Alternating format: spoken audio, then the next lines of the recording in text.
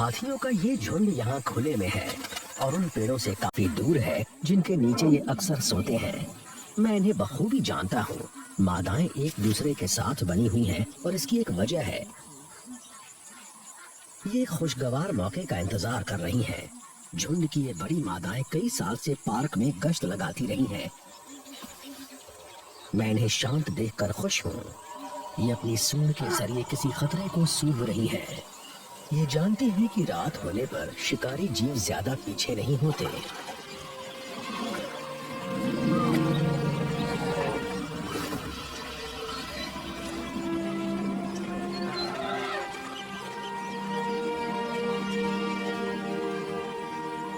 दस साल पहले इस पार्क में करीब 20,000 हाथी थे, लेकिन अब मुश्किल से 5,000 बचे हैं।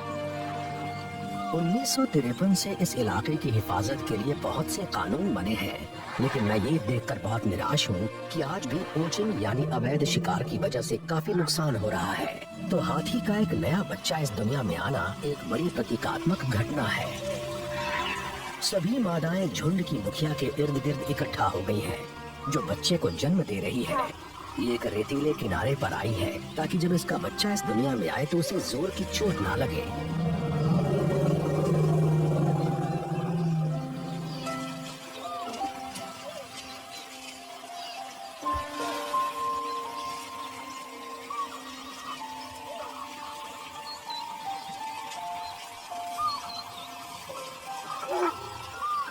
माँ और बच्चा एक दूसरे का पहली बार अभिवादन करते हैं। इनका ये पहला प्यार भरा मिलाप इन्हें जिंदगी भर के लिए जोड़े रखेगा।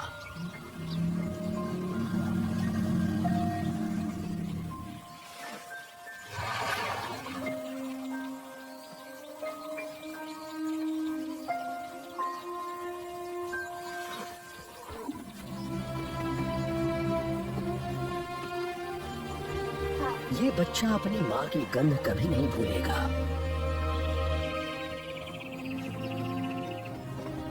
जब ये अपने पैरों पर ठीक से खड़ा हो जाएगा तो इन्हें नदी के इस रेतीले किनारे को छोड़कर पेड़ों की सुरक्षा की तरफ जाना होगा। मादाएं नए जन्मे इस बच्चे को घेरे हुए हैं।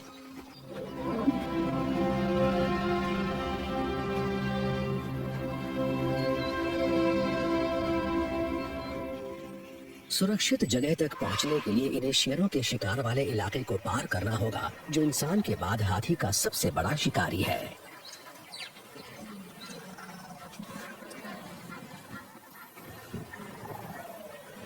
इस तरह के कमी वाले दौर में बड़ी बिल्लियां कभी भी नदी से दूर नहीं रहती।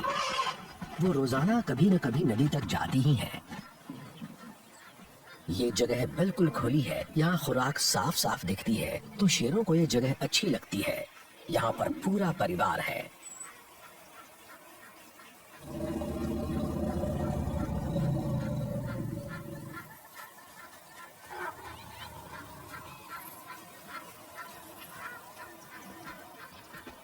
और हाथी जानते हैं कि संख्या के बल पर सुरक्षा मिलती है।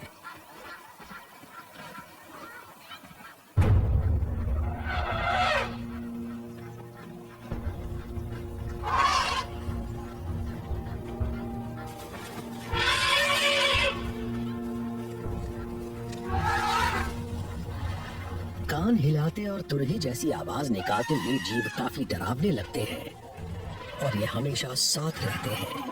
हमला पहले यही करते हैं और बच्चे इनके पीछे पीछे बने रहते हैं। ये इनका पहला हमला है।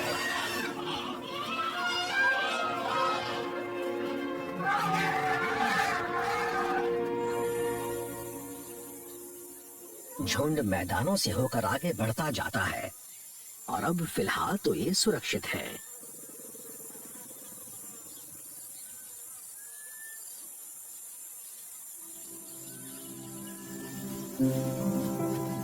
इस हमले में एक कम उम्र का हाथी जख्मी हो गया है। ये थक गया है और इसे अपनी माँ और बहन के साथ चलते रहने में दिक्कत हो रही है।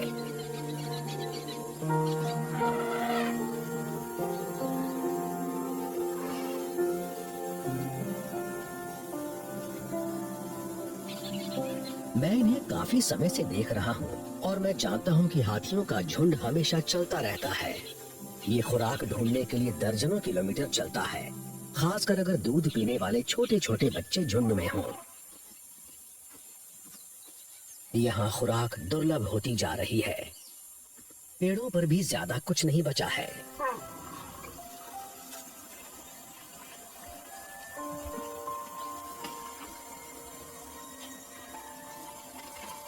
ऐसे में अगर कोई छोटा बच्चा अपाहिज हो जाता है तो पूरे परिवार के लिए खतरा पैदा हो जाता है। शिकारी बड़ी जल्दी किसी झुंड की कमजोरी को भांप लेते हैं। तो अब इस बच्चे की किस्मत का फैसला करने का काम झुंड की प्रमुख मादाओं पर है।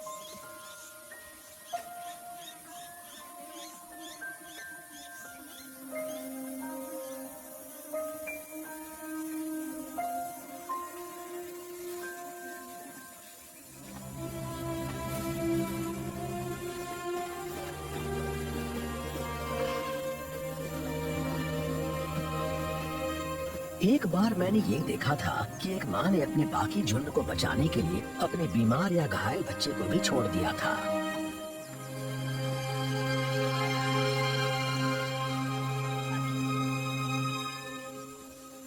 लेकिन इस बार अच्छी बात यह है कि इन्होंने अपनी रफ्तार घटा दी है ताकि एक घायल छोटा बच्चा साथ साथ चल सके।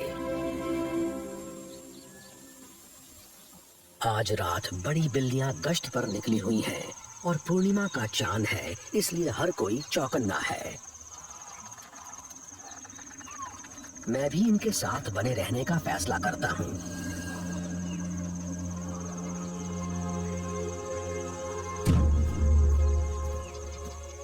खुशकिस्मती से मुझे एक तेंदुए की झलक मिल जाती है। अक्सर या तो ये सुबह सुबह या दोपहर के बाद शिकार करते हैं। ये बेहद तेज रफ्तार मैमूल है। ऐसे में गनु के बचने की कोई उम्मीद नहीं थी।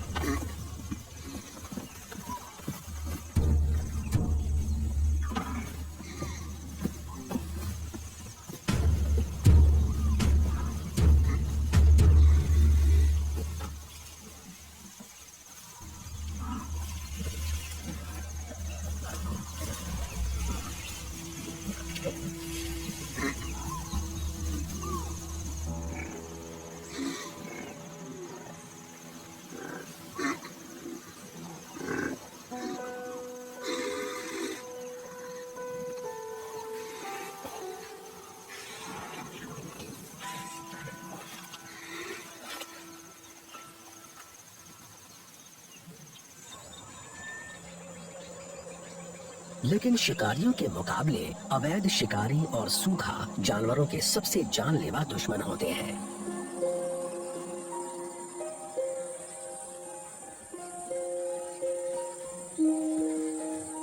सूखे का मौसम चरम पर है। तापमान 50 डिग्री सेल्सियस है, छाया नहीं है और अब बहुत ही कम पोखर रह गए हैं जिनमें रुका हुआ पानी भरा है। इन हालात में जिंदा रहने के लिए आपके पास जो कुछ भी हो उसी से काम चलाना पड़ता है और ये पक्का करना पड़ता है कि आपका हिस्सा आपको मिले। यहाँ जीवन का कुदरती चक्र बाधित हो गया है। यहाँ तक कि शिकारियों के बीच भी तनाव बढ़ता जा रहा है। यहाँ एक ऐसी अजीब सी जल्दबाजी है जो मैंने कभी महसूस नहीं की।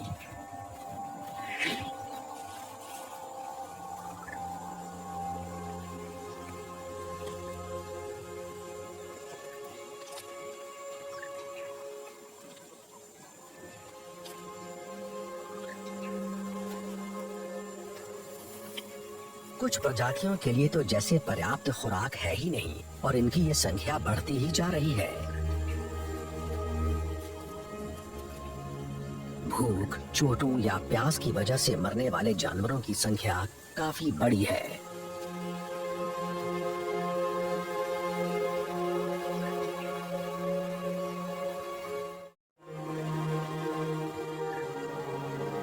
इन सबको लेकर मुझे दुख कम और गुस्सा ज्यादा है। इस अनोखी और खास जगह को कैसे सुरक्षित रखा जा सकता है? अवैध शिकारियों को रोकने लायक पर्याप्त पैसा नहीं है और धारा में ऊपर बांध बन जाने के कारण उस नदी से पानी लिया जा रहा है जो कभी सूखती नहीं थी। अब तो बबून